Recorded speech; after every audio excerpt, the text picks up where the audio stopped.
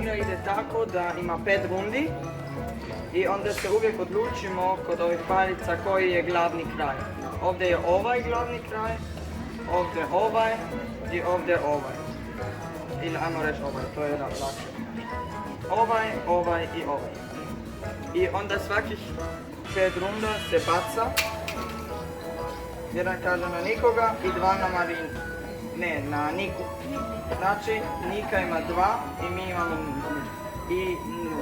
I onda ima 5 runda i na koga najviše pokaže u tih 5 runda, on je izgubio.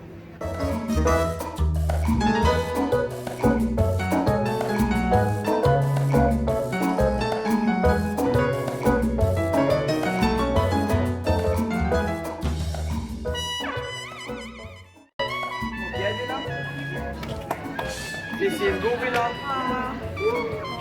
Ja sam on je drugi i ja sam treći. To je igra.